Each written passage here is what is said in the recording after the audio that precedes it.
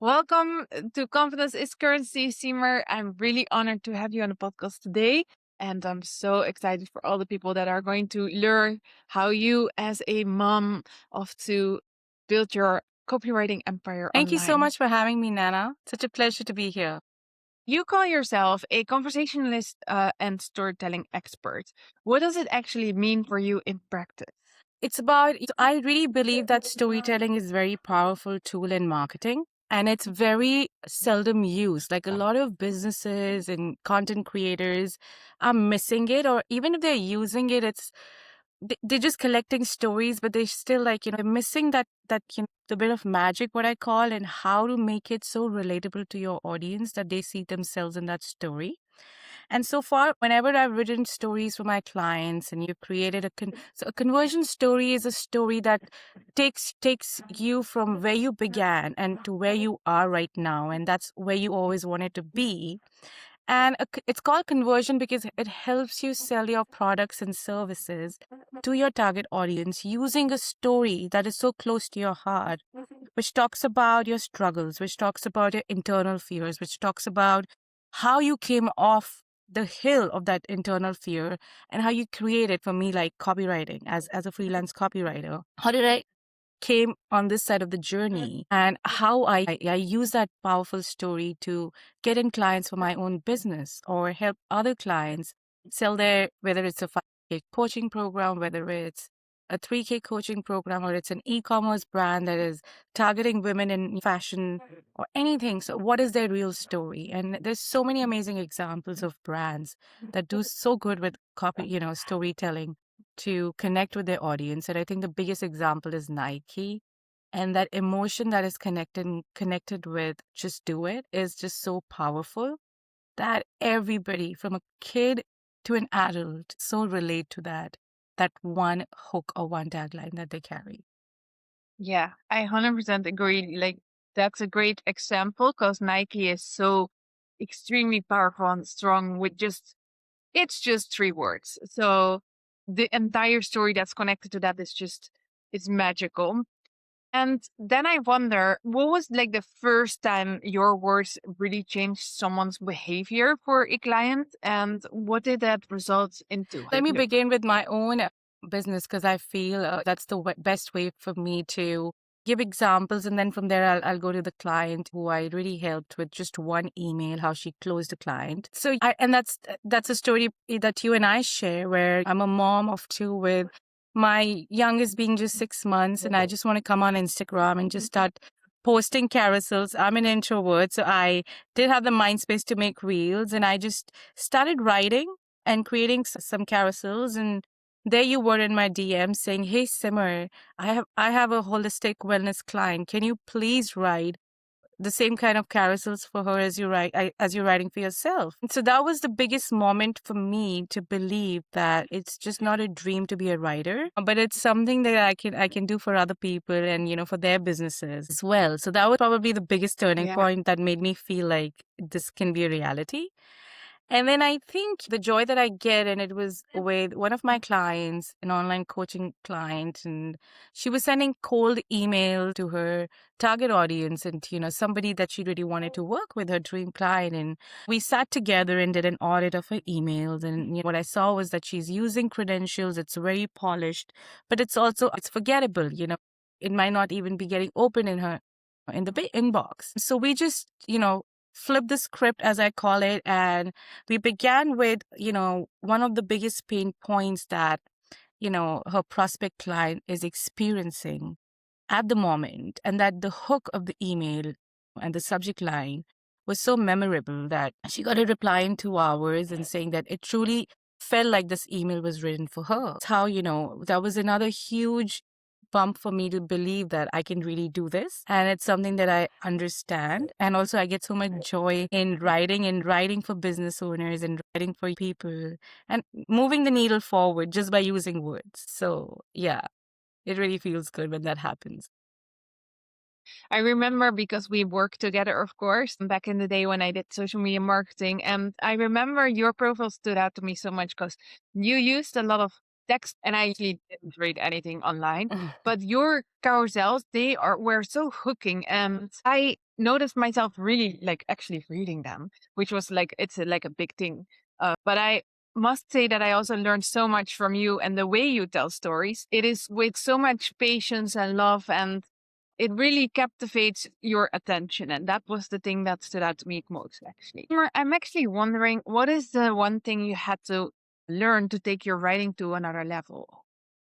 So I think it's a very hot discussion that we do have inside, very niche copywriting groups, that I'm a member of. And we all are good writers because we have learned to write at school. And then, we've learned to write in a certain way, which is very polished. Our grammar has to be correct. It has to flow.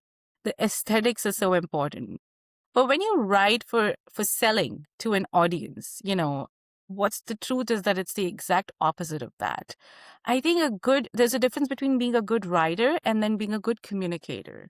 And if you are, creating content online for whatever purpose it is, and I think the end goal is to make money, whether you're selling a product or a service, or you're just an influencer, depends on, what your niche is, what you're doing.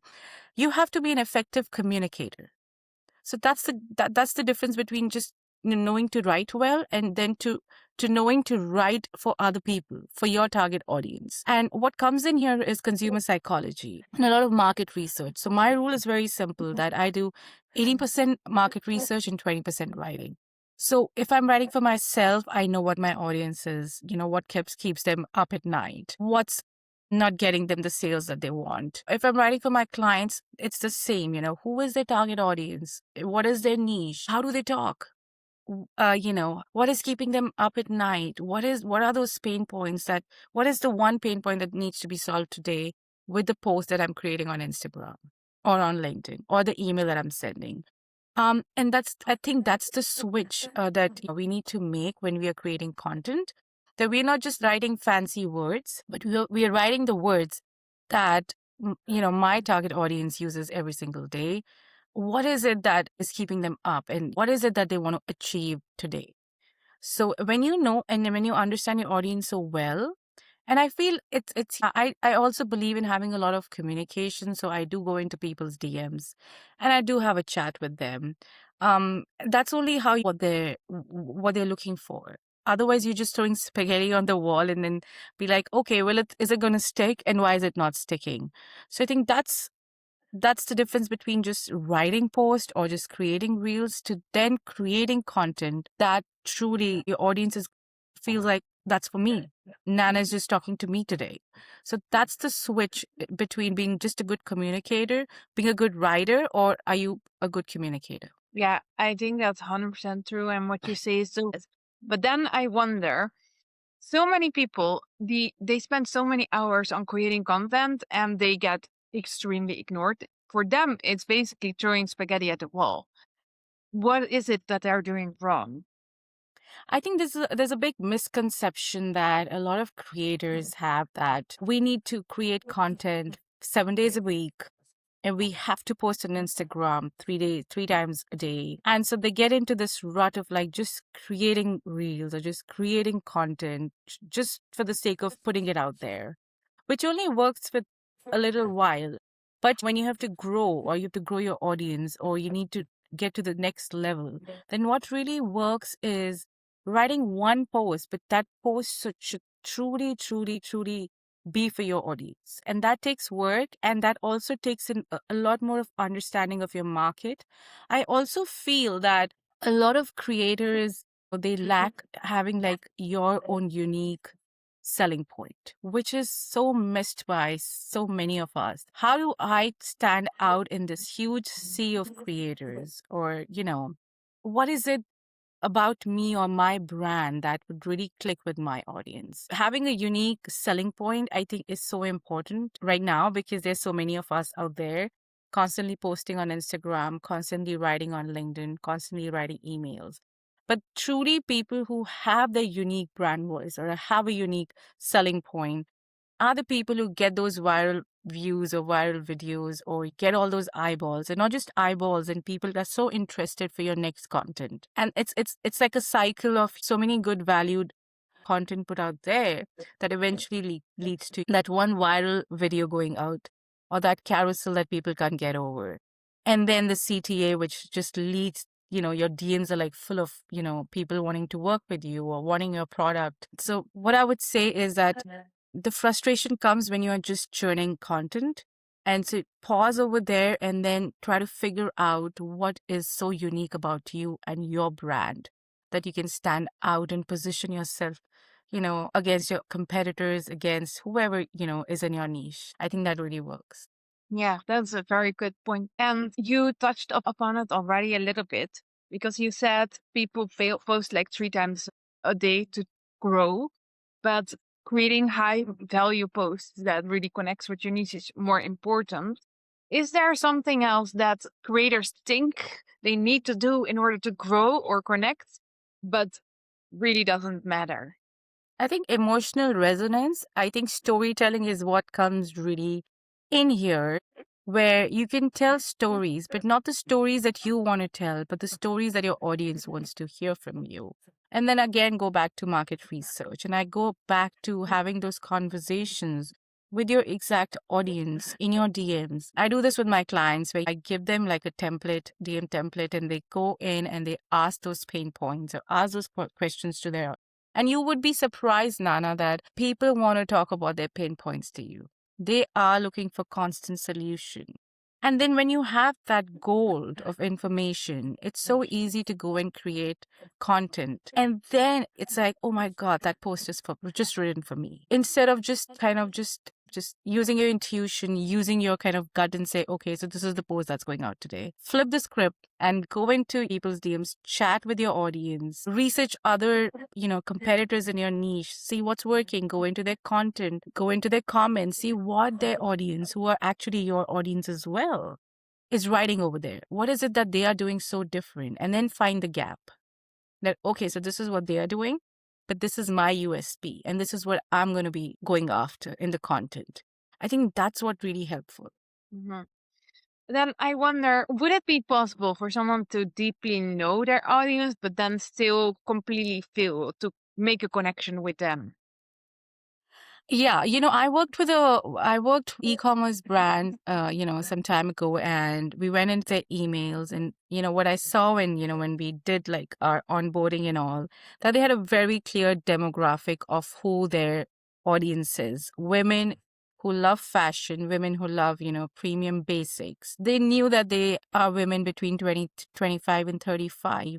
So they were writing emails as if it's written by like, it's very polished. It's written to just, with features and benefits. And it's so they're doing everything right, but still it's not moving the needle. People are not buying their products. So when I went in, I the biggest missing point that I saw is that they don't know what keeps them awake at night. They didn't know that these are moms who are exhausted and who are like burdened by choices. They don't want choices. They want what is it that they can buy today. And also that they are the women who open their inboxes at 11 p.m. in the night. So to have those kind of information about your audience is going beyond just creating this beautiful avatar, which is amazing. We all must have this avatar of who we are talking to. And I think another point is to just talk to one person and not to everybody. So when you speak to one person, when your copy, when your email, or when your post talks to one person, the effect is so huge than just kind of catering to everybody that you think is in your niche. I think those points really work well. And again, I'll come back to emotional resonance. When your audience or your target audience feels seen by your post or your content, they are going to come into your inbox. They are going to come into your DMs and say, hey, can we work together? Because you made them feel very seen, that there is a solution to the problem that they're experiencing every day. So that really helps getting people to interact with you, getting people to be in your space, hang out with you, become your fans, and eventually buy from you. I think that's amazing advice. Now I wonder actually, because you spoke about authenticity before. And I believe that if you're doing everything right, like what's keeping them up at night and your target audience deeply, you can connect and you try to be as authentic as possible online. Mm-hmm. Most times it still feels really fake on social media. Why exactly is it that it you're you, but it feels a little bit off. So, I think everybody in 2026 knows that storytelling and being vulnerable and being authentic really sells. We all know that, as content creators. But I think there's manufactured, authenticity where, you bring in a story because you feel that the story will connect. And then it's polished because you don't want to show the most painful part of the story. You don't want to show which was where you felt the most miserable or you had this fear. And then, you try to like polish it, polish the corners, the edgy parts of the story, and then just quickly go to the lesson that's learned out of that story and then post it. So when people see that, they might like your story. I mean, that's a not saying, yeah, that happens, but you haven't really gone against the the mindset or called out something. Like I say, what is the USP? What is it that people would really connect with you? And I think true authenticity is when you tell a story with that fear in that moment that you felt like, that's what people connect with. So if you are constantly editing a post or constantly editing a story 100 times, then that means that you're losing the most important part of that story. But then if you just write something which is so raw and you really truly talk about the most darkest time or the most, when you would at the lowest. Because even if you see Hollywood movies or you see any kind of great content, you would see how a story starts in the most vulnerable moment and how from there that hero kind of goes through a series of hardships and then goes beyond up the hill to create whatever life or whatever how that happened. And then in the end comes the lesson of, okay, so if did this, you can do it too. Or this is the product that really helped me come over my postpartum depression or I came over my menopausal, symptoms, whatever product you're selling, whatever you're doing online. So to start from the moment where you were the lowest and from there to build up that story and then give a conclusion. It won't feel that it's fake or it's just been made to sell a product or sell your content online. So, be real and be relatable to your audience. And if you can do that beautifully, then people would fall in love with, what you do, and they will wait for your next post, or they'll wait for your next email, or they'll wait for when is Nana going to drop her next product, or when she's going to drop her next reel, because they are such big fans of you and they just love what you create. And that's the only way to be real and to be authentic, where you are not just writing content because you feel this is going to do well, but you write it because your audience will see themselves in that content when you put it out. And then again, I come back to market research. Again, I come back to the more you put yourself in those situations and ask questions. So what does it lead to next? And then what happens next? And it just makes writing so much easy. And of course, I would say that, I mean, if you're a beginner, use templates, if you're writing social media posts, go ahead and do IDA, do Bridge, because you're just starting off and you're just getting off the boat. But once you're doing it for a while and you are so into your content creation and you know your audience so well that you would know what's the next post that should go out without a doubt. And it just happens. I know it from experience that you just know what should be the next post and it's going to be even bigger than what you put the last time. Yes, I think that's really amazing. So basically, you say we need to be really raw, very vulnerable. And honestly, if I speak from my own experience, it's really, really uncomfortable to do so. It's not so easy. It is not. But it's not easy. But I can see your point, and I 100% believe what you're saying, that if someone does that, it's so much more relatable, because we all have, basically, we're all human, so we have the same issues and struggles. So I can 100% see that that is the number one thing that people will feel connected with you on. So if we're going to tell our story, how do we tell it in a way that it is not boring or forced, and Mhm. it's also not oversharing, like you're really like putting everything out there? Is there like a framework or something? So I think it is always a very thin line between being vulnerable, being, authentic and oversharing, like you said. The biggest thumb of rule when I write stories is that start in the moment, and I'll keep repeating it. A lot of times, also when you're starting in the moment, don't make it about I. It's like not, I was stuck in traffic or I had a bad day. Start with the you, which is so important when you are writing online. Make it about the person you're writing to. Make it so don't talk at them, talk to them.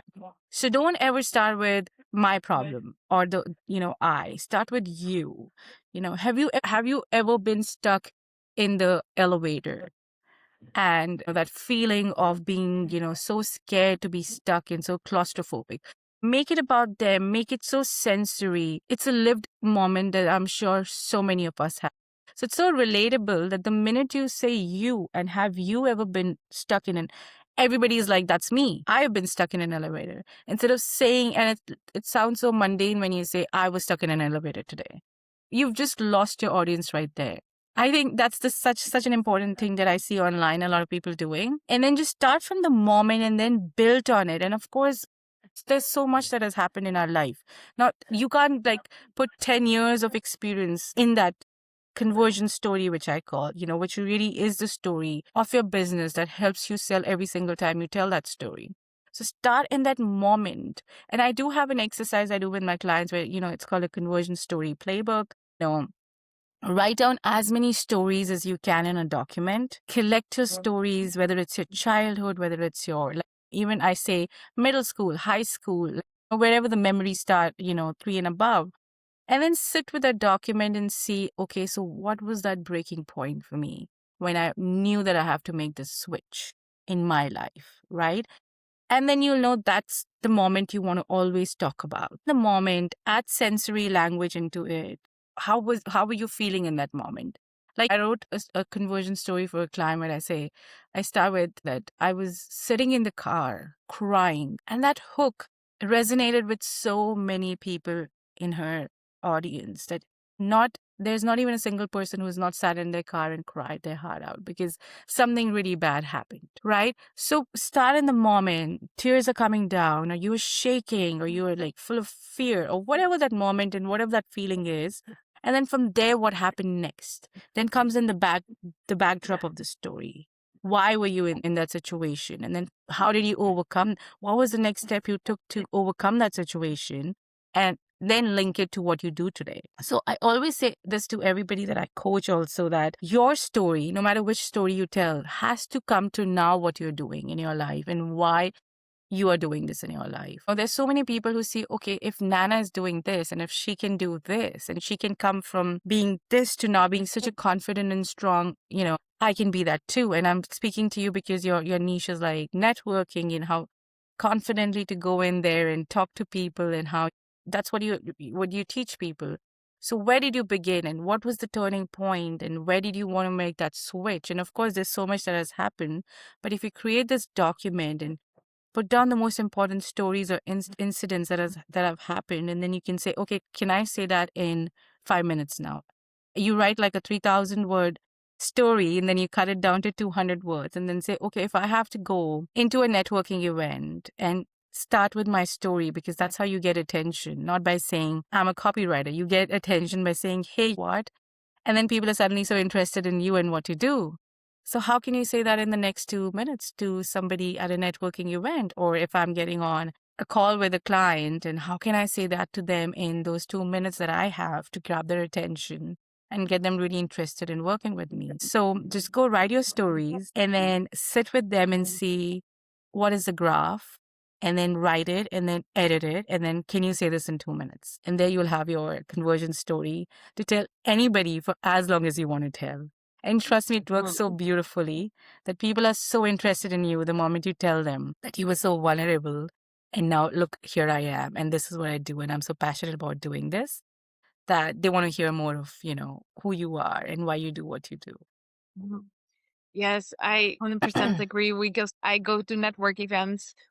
Honestly, most people are really boring. And I don't mean that in a mean way, because they are really not. They're just really mispresenting themselves. They present themselves as someone who has no story, who is really boring, who is there only to sell. But I know Yeah. that there's like a really interesting person behind all of this appearance of boredness. And what you're saying is so powerful to practice a pitch or practice a little story of 2 minutes, what you can say to someone to make them realize, hey, I am also a person. Mm-hmm. And I have all of these struggles, but I'm busy with this. And this is my dream. And I'm building something here. And that Right. is just really powerful. It's so awkward when people come up to you and say, "Oh, so what do you do for work?" And I'm like, "Where do I begin? What do I say?" So if you have a pitch or a story like that you can say, or you can really sum it up in 2 minutes, so it's just so much better than Mhm. fumbling on your words and being like, "How do I explain what do I do?" Right? It's like, Yeah. how do I explain I'm a copywriter? People don't even sometimes understand what is copywriting. So how do you explain it to people? What do you Yeah. do? And it's a great way to also kind of just learn how to tell a story so powerful about yourself that people would just be interested in talking to you. And you're just grabbing their attention. I think it's like, what is your hook right now? Like, what is that one line that's just going to draw people into your story, into your content right away, and they want to know more about you? Well, that's actually really curious because now I'm having a question popping up in my head.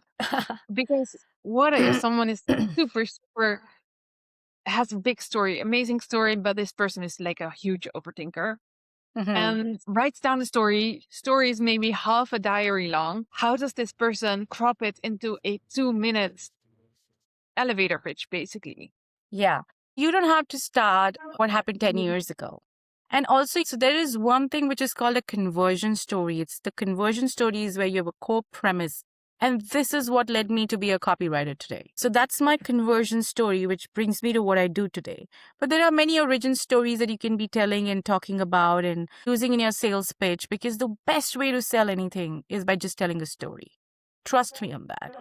You just get people, it's like connecting with them at a very subconscious level. So if there is an objection of, oh, I don't have time, I don't have money, or whatever, bring in a story, just say it in a way, because otherwise we all sound so salesy all the time, and the kind of posts that come out are so salesy, and people smell sales like a mile away in 2026, because it's not the 90s where a salesperson can knock at somebody's door and sell air conditions. We all know what it is. And so how do you get past that the frontal lobe, as I call it, the rational thinking here, and go past it into their subconscious mind, and where they are like so emotionally connected to you now that you can sell them anything that you want to sell them, right? So coming to your question, that if you have so many stories, so there are a lot of origin stories that you can tell about your childhood. What are you doing right now? What happened in your 20s? But when you create a story bank, so you always have content to write when it comes to telling a story today. You always prepared to tell that, right?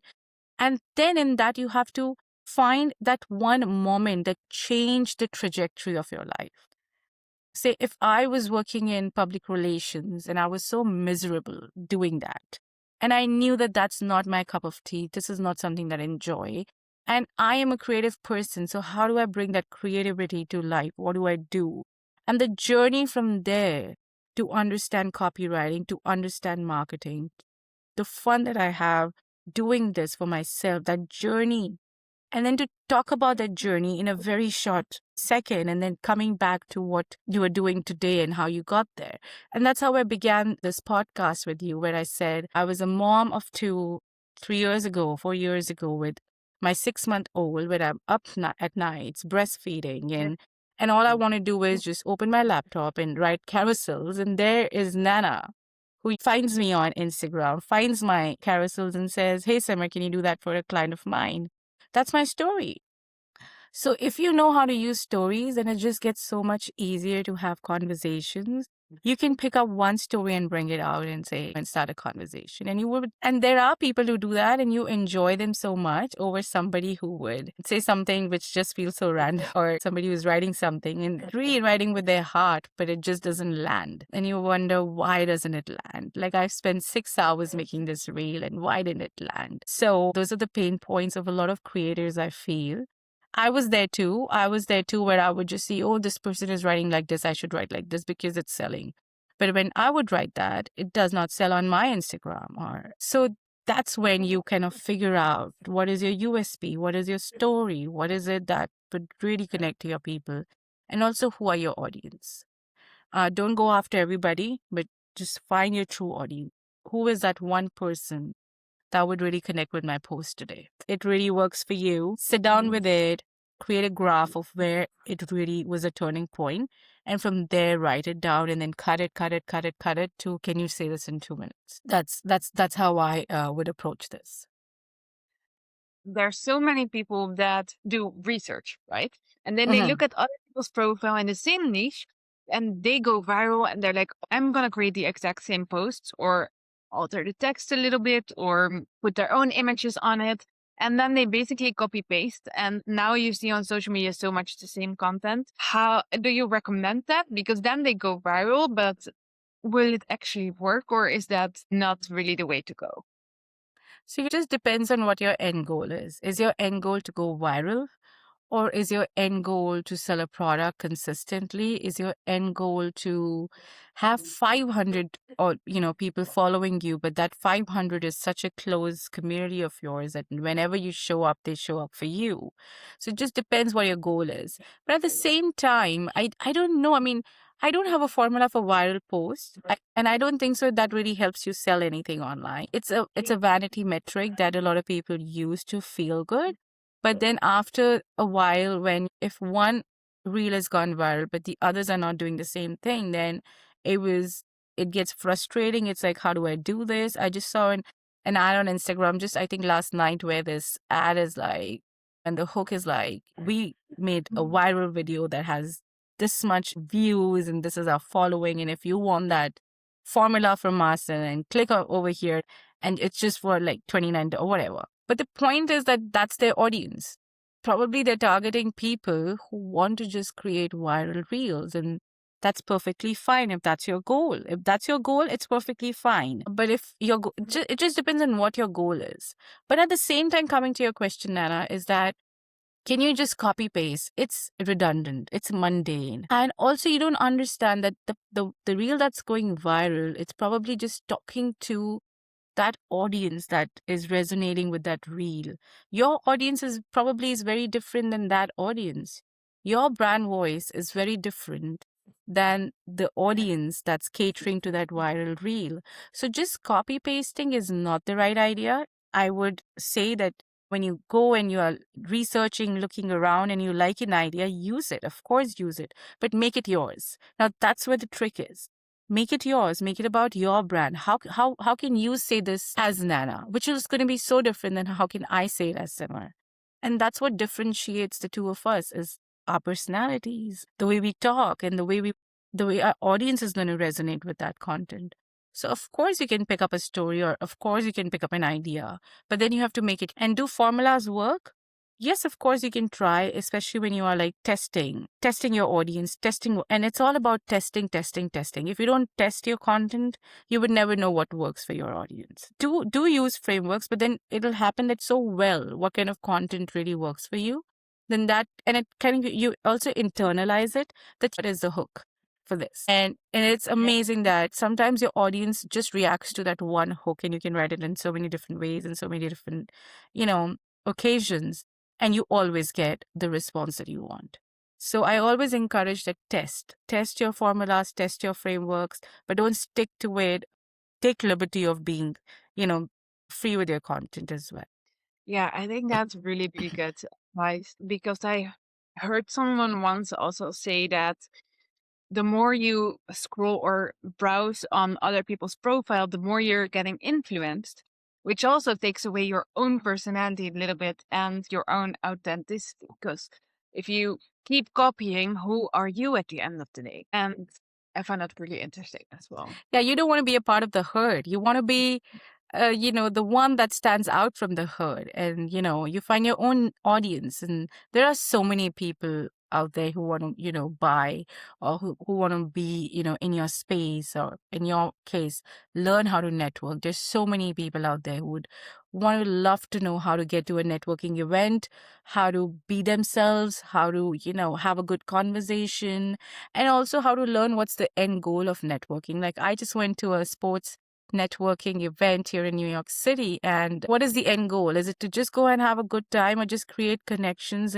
and then probably an opportunity comes? And also to understand that it's a long game, like, and what is the purpose of networking? So, and how can you use it to your benefit? So there's so much that one can learn just by networking, like how to do it.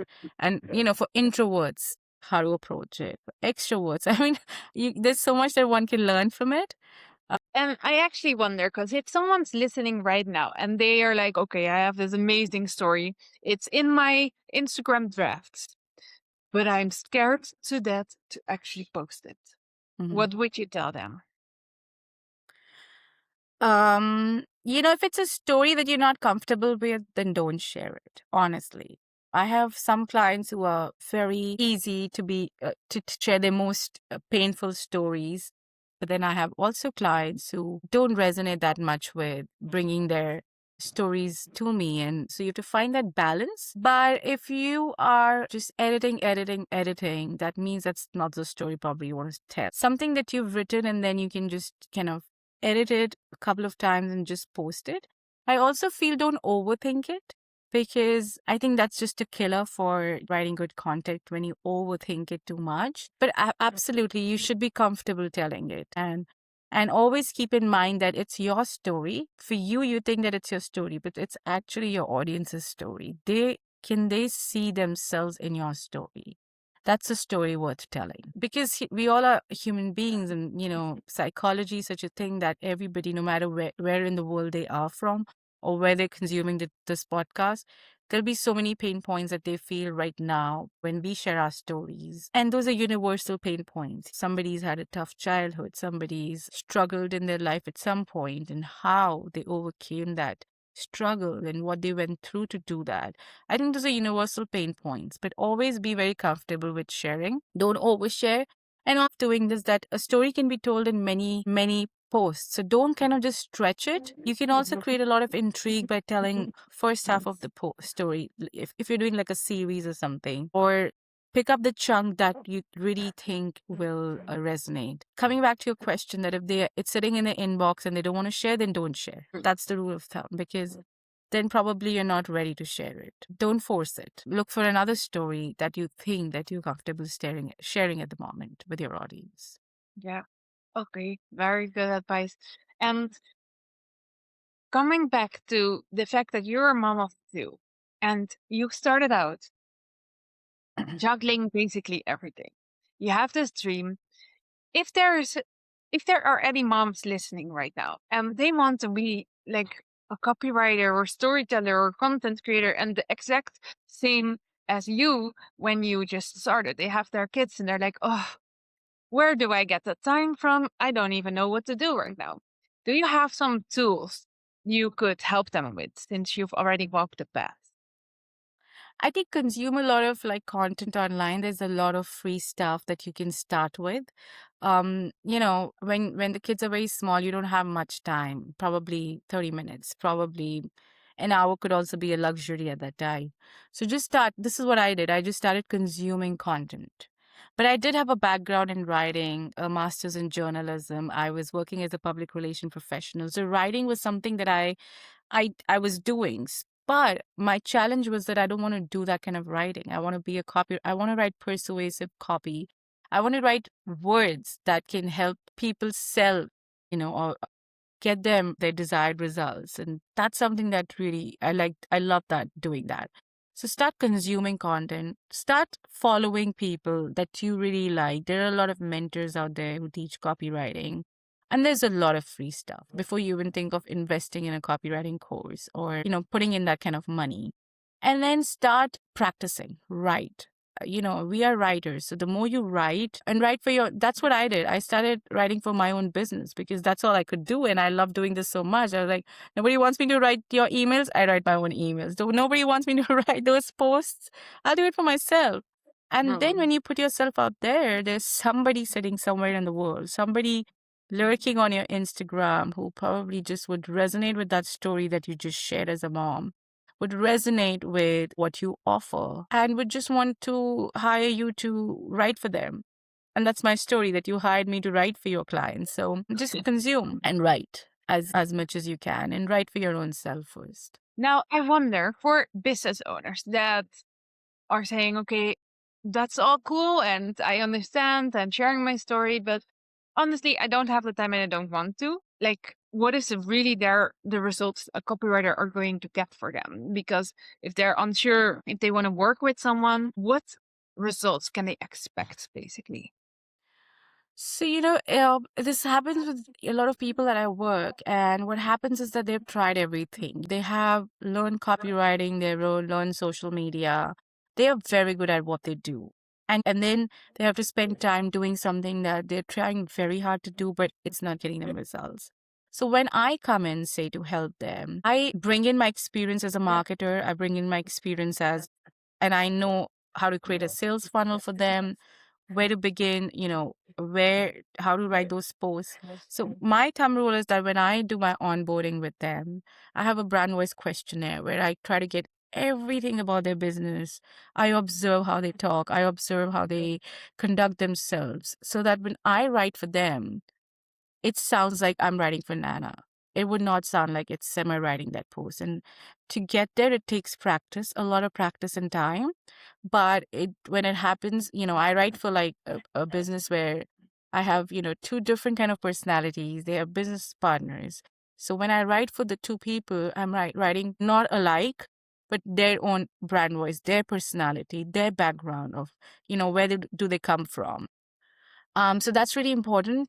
And of course, when they see results, when they see that, oh my God, this is what I wanted to achieve through my Instagram. And now with having somebody on board, in 4 months' time, we are already kind of closing so many of our targets, and like we are becoming so popular in our niche, and DMs are coming in, inbound leads are coming, and people are saying, hey, can you come to my podcast to talk today? Or, can we do a call? Can you come and train our people? So that kind of shift that happens is just so amazing. And I have had conversation with business owners. They're like, we've tried, Simmer. We have love writing. We have tried doing this, but we know it's not our cup of tea. So it's a great collaboration that happens. And I do understand the pain point that you're talking about here, that a lot of business owners feel very that, oh my God, how can that person write for my business? How would they know who I am? How would they know what my brand voice is? But trust me, trained copywriter can write in any brand voice for any product, any service, any person, and not just write, but even write, really bring in all of that magic, and I call those juicy nuggets that would actually help you connect with your audience, which is what you want to do to help you sell whatever product or service that you're selling. So this happens that a lot of people take courses, a lot of people, and some excel because probably it's something that comes to them. But if it doesn't, then I always say it's better to invest and get higher results than to feel stuck over there and thinking that, oh, probably, because when I work with a lot of clients, they say, oh, is our offer okay? I say, you have a solid offer. We just need to put it in front of the right people and sell it the way it should be sold, right? And so it's never the offer. It's probably the messaging that's kind of lacking over there. It's like maybe you're not targeting the right people. Maybe you're not talking to them the way they want to be spoken to. So that's where hiring a copywriter makes so much sense. And it's a great collaboration because then you see that the needle's moving forward. You're selling, you're achieving what you want to achieve as whatever you are, a business coach, a content creator, an influencer, whoever you are. Or even if you're a 9 to 5 who is like, I want to quit this and I want to be like a full-time freelancer or a business owner. I want to ask you one last question. If you would meet your younger self right now, so you're meeting your 18 years old you, and Mm-hmm. she's standing in front of you, what would be something you would tell her right now to either speed up her entire success or towards the point where you are, or maybe you wouldn't change a thing?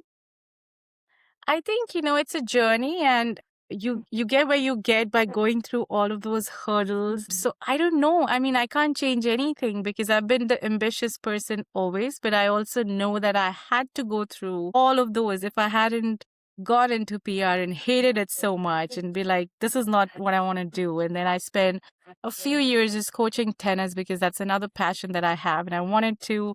And I think giving myself that time also helped me find my real passion that I really want to do. So it's been a journey. It's been a good journey. It's something that you always know, and then the fight is how to get there. And now the fight is how to get from here to the next level. So that you always keep pushing yourself and you're always challenging yourself. And I think it's a journey. So even if I tell anything to my 18-year-old self, it's not going to change a thing. It's still going to be the same story. Yeah.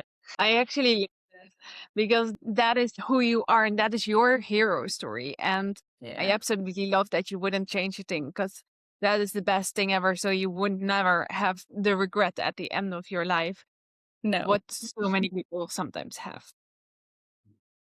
I mean, Yeah. yeah, it's just a personality. I think I have this always looking forward approach in my life. I don't dwell too much on the past. Of course, everything is a challenge and you have to kind of probably go through that to learn the next step. And I think also because you go through those challenges, you appreciate what's right here and what you've done. Because if you hadn't gone through all of that, you wouldn't know how amazing and blissful it is where you are. So yeah, I think whatever I tell my 18-year-old self, it's not going to change a thing. Well, I think that's amazing. And especially for the ones listening, go through it. Like Seymour says, go through it, experience it. It's all part of your story, and you're going to get out of it at a whole lot better point than where you may now be. Absolutely, 100%. Thank you, Seymour, so much. And it was an honor to have you on the podcast. Absolutely, it was so much fun. So much for having me over here.